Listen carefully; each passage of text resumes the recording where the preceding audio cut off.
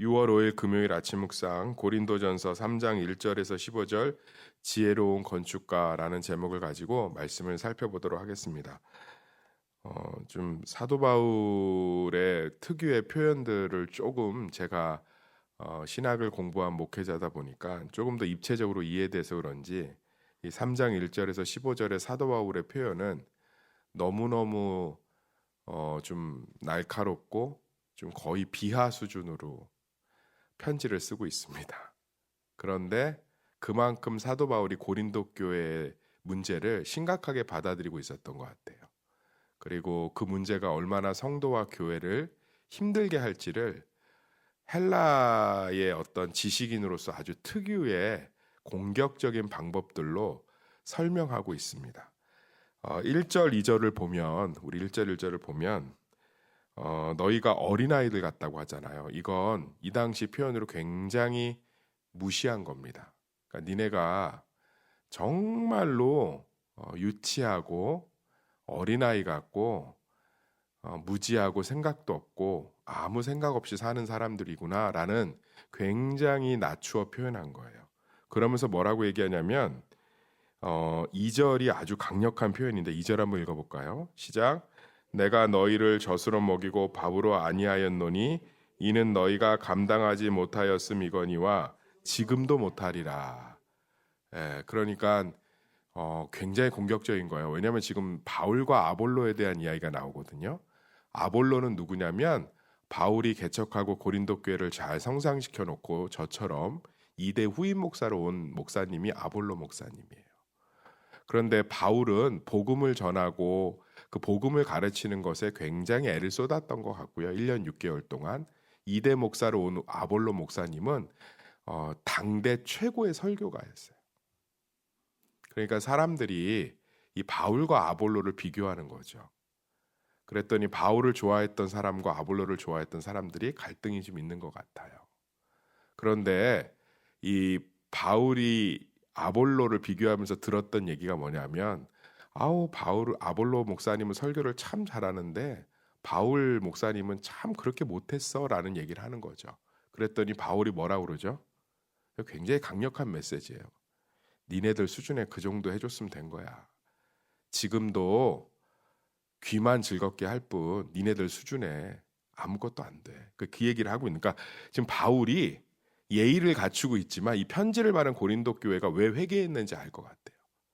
거의 갔다가 내리꽂고 있는 거예요. 내리꽂고 있는 거예요. 그만큼 바울이 이 시기와 분쟁에 대해서 굉장히 강력하게 분노하고 있습니다. 왜 그러냐면 여기 보면 3절 한번 읽어볼까요? 3절 시작.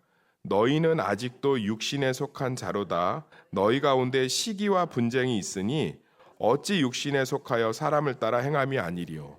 자, 우리 성령에 충만한 사람, 육신에 속한 사람을 고린도 전서가 잘 말해주는데 이제 우리 제대로 성경대로 한번 답변해 봅시다. 육신에 속한 사람의 특징이 딱 뭐라고 바울이 정의 내리고 있죠? 그렇죠. 시기와 분쟁. 너희가 육신에 속한 자라는 증거를 내가 낼게. 너희 안에 뭐가 있다는 거예요? 시기와 분쟁이 있다는 거예요.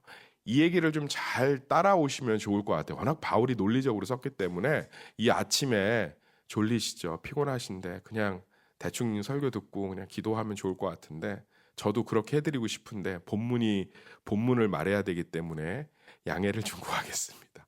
여기 보면 바울이 지금 이 얘기를 하고 있는 거예요. 이 구절을 설교를 예전에 담임 목사님이 하셨는데 예전 교회에 어떤 권사님이 나오면서 그러더라고요. 아이고 뭐 시기하고 분쟁 없는 교회가 어디 있어? 아이 좀 이 정도 좀 있으면 어때? 너무 그러는 거 아니야? 이러고 나오시더라고. 근데 저도 지금 그 생각에 동의가 됐거든요. 아니 교회 안에 시기와 분쟁이 어떻게 없어? 좀 있으면 어때? 무너지는 것도 아니고 오히려 더 중요한 문제들이 훨씬 많잖아요. 물질 문제, 건강 문제 또는 신앙 문제, 자녀 문제, 이런 것들이 정말 죽고 살 수 있는 문제지. 뭘 그렇게 시기 분쟁, 뭐 안 보면 되고 안 하면 되지. 근데 사도 바울은 왜 그렇게 열을 내고 있냐? 지금 제가 비하할 정도로 막 가슴에다 내리꽂힐 정도로 웃기고 있네. 야, 니네들 뭐 그 정도 설교만 들어도 지금도 안 자라는데 뭘 이런 얘기 하고 있는 그 강렬한 메시지의 이유가 뭐냐? 왜 그렇게 시기 분쟁을 사도 바울이 지금 안타까워하냐면 이 시기와 분쟁의 단어의 뜻이 뭐냐면 우리처럼 쟤 잘하네? 나 칭찬받고 싶은데 이거 아니에요. 여기서 말하는 시기와 분쟁은 자기 뜻대로 마음대로 한다는 뜻이에요. 그러니까 교회는 누구의 뜻이 이루어져야 돼요? 그렇죠. 그래야 뭐가 나타나죠? 은혜와 능력이 나타납니다. 어제도 제가 설교했죠? 성도는 성령 안에서 누구의 뜻을 분별해야 돼요?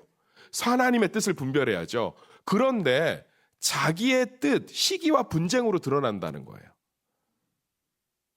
내가 더 받고 싶은데, 내 마음대로 하고 싶은데, 내 뜻대로 하고 싶은데, 나는. 그러니까 저 사람이 칭찬받고 내가 받지 못하면 속상한 이유가 뭐냐면 나에게 집중하고 있기 때문이에요. 그러면 사도 바울이 얘기하고 있는 거예요.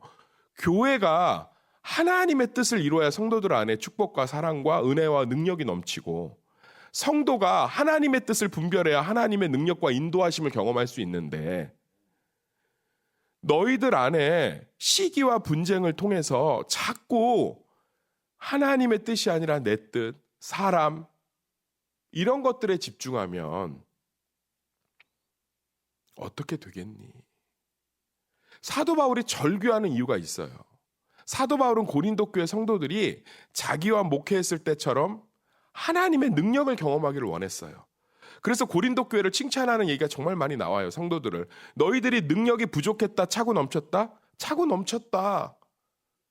너희들이 정말 그리스도의 기쁨 가운데 있었다. 그러니까 사도 바울은 자신이 하나하나 전도해서 개척한 성도들이 기쁨 가운데, 능력 가운데, 은혜 가운데 있길 원했는데, 그러려면 우리의 신앙 고백에서 누구의 뜻을 따라 살아야 돼요? 그렇죠.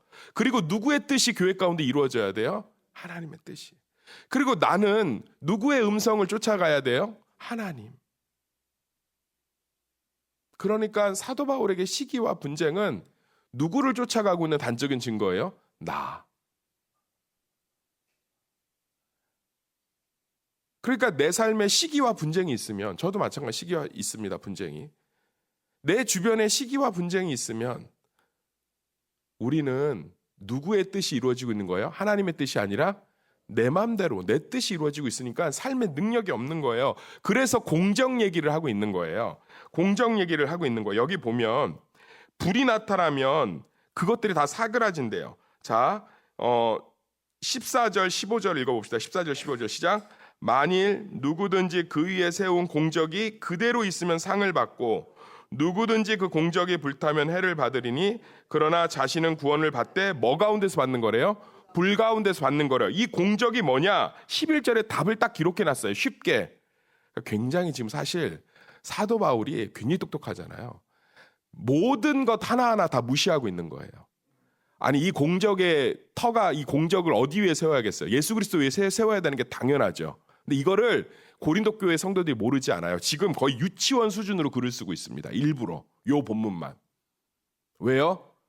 대놓고 무시하고 있는 거예요. 깨닫기를 원해서 아주 강렬하게 쓰고 있는 거예요. 저는 고린도서 3장을 읽고 상당히 시험에 들었었어요. 사도 바울 이 사람 인격이 왜 이러지? 그러면서 뭐라고 하냐? 우리 한번 읽어볼까요? 11절 시작. 이 닦아둔 것 외에 능히 다른 터를 닦아둘 자가 없으니 이 터는 곧 예수 그리스도라. 지금 뭐라고 얘기하냐면 예수 그리스도의 뜻을 이루는 터 위에 세우지 않으면 구원은 받되 불 가운데 받는 거래요. 이게 무슨 얘기냐? 예수님 천국은 간다 안 간다? 고린도 교인들이 간다. 그런데 이 땅에서 하나님의 능력도 경험 못하고 하늘의 기쁨도 경험 못하고 하나님의 위로도 경험 못하고 하나님의 평안도 경험하지 못하니까 인생이 불 같은 거예요. 불로 타는 듯한. 그러면서 사도 바울이 안타까워서 지금 하고 있는 거예요. 그럴 거면서 뭐 그렇게 너 자신에게 집중하고 있니? 우리가 신앙생활을 하면서 모든 관점을 내 안에 날마다 말씀하시는 성령의 뜻, 우리 교회 가운데 주신 하나님의 뜻, 이런 것들에 관심을 두지 않고 나에게 관심을 두면 불 가운데서 구원을 받는 거예요. 말이 너무너무 무섭죠. 그러니까 이 얘기예요. 그렇게 사니까 그렇게 고난받고 있는 거야. 구원은 받겠지. 그렇게 살아. 굉장히 강렬한 메시지예요. 김호 목사는 그렇게 안 합니다. 굉장히 강렬한 메시지예요, 사실은. 그래서 제가 사실은 고린도에서 3장이 설교하기가 되게 힘들어요. 그래서 몇몇 목회 선배들은 고린도에 전서 강해한다고 그러면 주일날, 저는 아직 안 하고 있지만, 그럼 이제 서로 이렇게 얘기해요. 그게 문제 있어? 뭐 성도가 크게 뭐 시험 들었어? 이렇게 얘기해요. 굉장히 강력하게 지금 사도 바울이 아주 날카롭게 얘기하고 있는 거예요. 너희 가운데 시기와 분쟁이 있다는 건 니네 중심이란 뜻이야. 나밖에 생각 안 한다는 거야. 근데 교회는 하나님의 뜻과 하나님의 일들을 이루어가는 곳이야. 성도도 마찬가지란다. 너희들 안에 성령이 있잖아. 지금 그 얘기는 앞에 했죠. 그래서 날마다 주님의 뜻을 쫓아야 되는데 내 감정, 내 것만 신경 쓰고 있으면 그렇게 살아. 불 가운데 구원은 받겠지. 그러니까 평생 불 가운데 살아. 라고 얘기를 하고 있는 거예요. 그러면서 사도 바울이 뭐라고 얘기하고 있냐면 여기에 이렇게 얘기하고 있습니다. 그러면서 5절부터 9절까지 보면 바울이든 아볼로든 중요하다는 거 안 중요하다는 거예요? 중요하지 않다는 거예요. 중요한 건 하나님이 너희와 함께하고 있다는 그리스도의 은혜라는 거예요.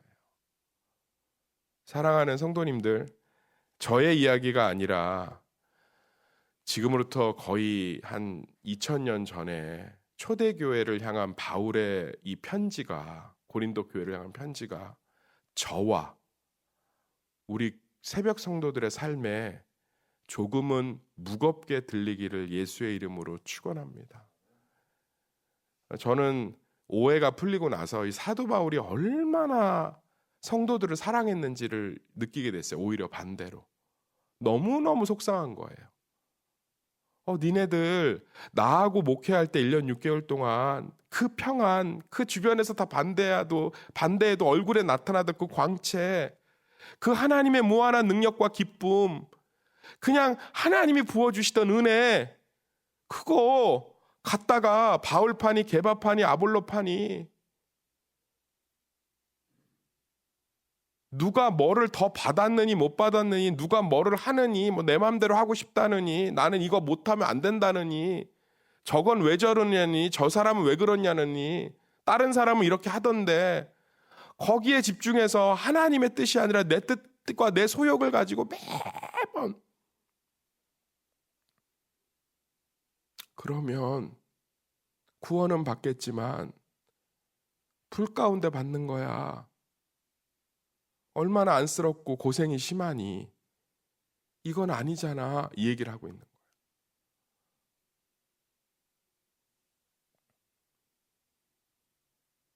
사랑하는 성도님들, 우리 가운데 교회는 철저하게 하나님의 뜻을 이루는 곳이 되어야 될 줄 믿고, 성도는 모든 순간마다, 한번 따라하겠습니다. 모든 순간마다 하나님 아버지의 마음을 헤아려야 한다. 그것이 우리 가운데 경험되어져서 불 가운데 구원받는 성도가 아니라 은혜의 생명수 파도 가운데 구원받는, 넘치는 하나님의 사랑 가운데 구원받는 우리 성도들 되시기를 예수의 이름으로 축원합니다. 기도하겠습니다.